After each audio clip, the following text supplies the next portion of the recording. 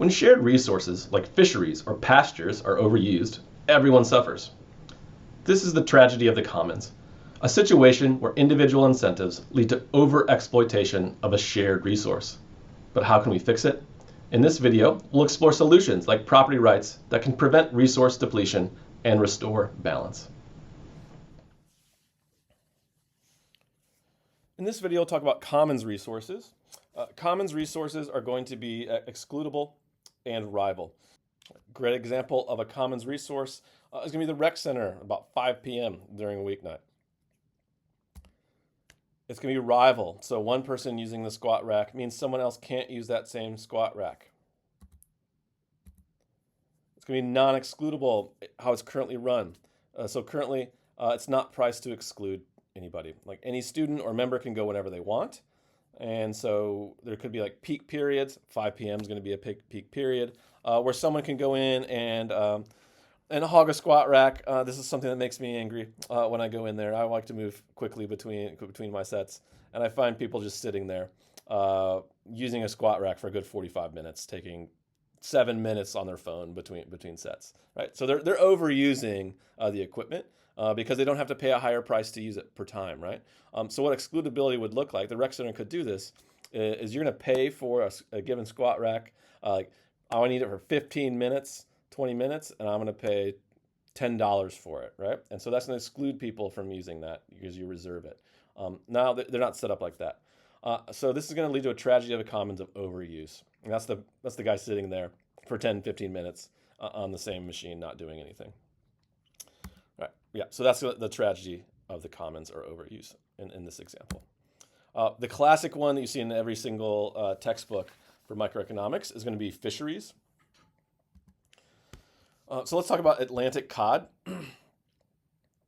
So cod is a type of fish, these big swarms. They're in certain parts of the ocean at different times of the year. So it's going to be rival in consumption because one fisherman catches a fish, another fisherman cannot. It's not excludable.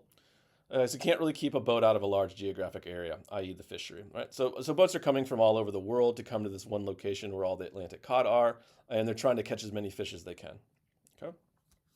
Right. That's going to lead to overfishing and this tragedy of the commons. So what in this graph over here, this is going to be fish landing in tons from the Atlantic cod catch. And so they're tracking this over time all the way back to 1850. Right, it's increasing a little bit, and then around 1960, something happens, and it just takes off.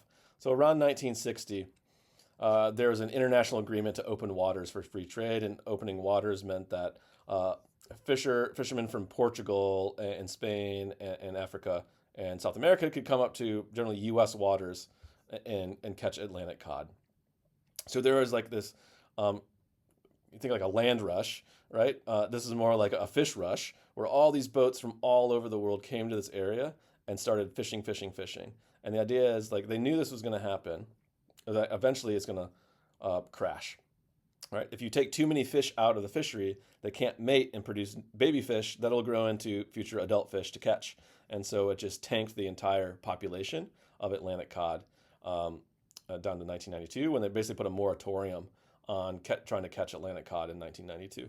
And you can see why there's zero catches, fish landings at that time. So the worry was if this is happening is that if I don't go out and try to catch as many fish as possible, well, some other fisherman's going to go do that anyways, and they're going to kill off the fish stock. So I might as well go over and try to catch as much as possible and try to get in front of that other fisherman. Right. So there's this incentive in this type of shared resource to behave like this, and that leads to the overfishing. It's not like, again, these are not like bad people. This is what economic theory expects people to do, is act towards their incentives, and those incentives say you should overfish in this example. Right? And so we might want to fix this by changing the incentives to do that. So one way to do that is going to be to give property rights. I'm going to go for this example with the New Zealand bluefin tuna catch.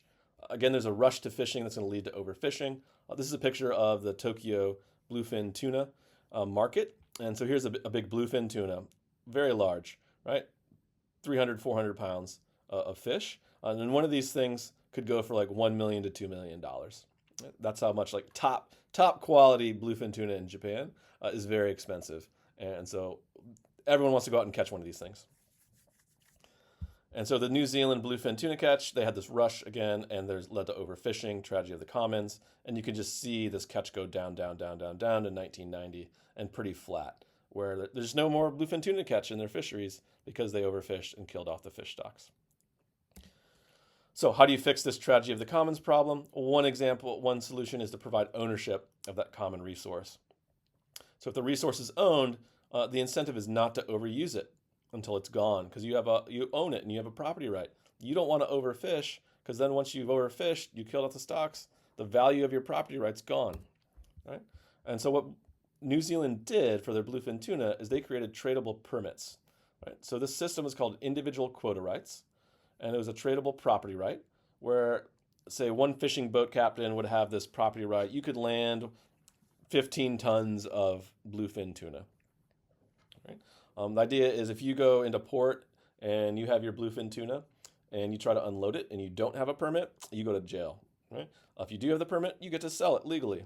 Well, and so this is a property right. It's valuable to own this property right to land bluefin tuna so you could sell it and make a bunch of profits.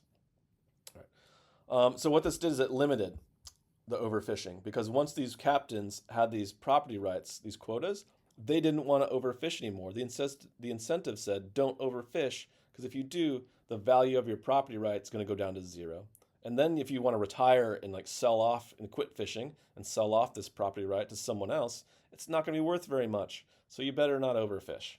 And so what this led to then was a rebound in the bluefin tuna catch in New Zealand and the fish in the waters as well.